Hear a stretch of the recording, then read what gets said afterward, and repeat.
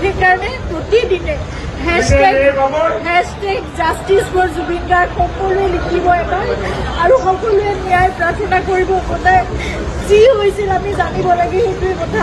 আজিলৈকে জনা নাই কি হ'ল, 22টা দিন পাৰ হ'ল, আজিলৈকে আমি নাজানো কি ঘটনা ঘটি গ'ল।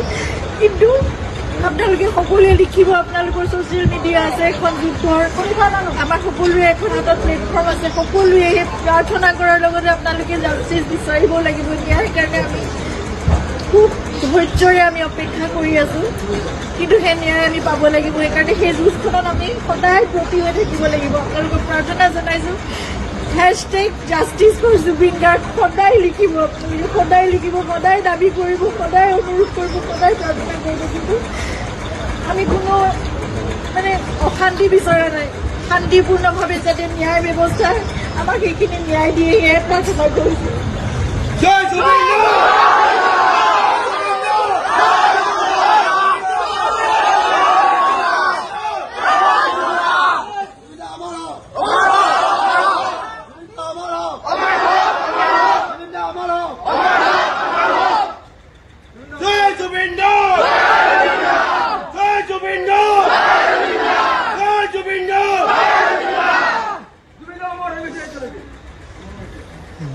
Jubinda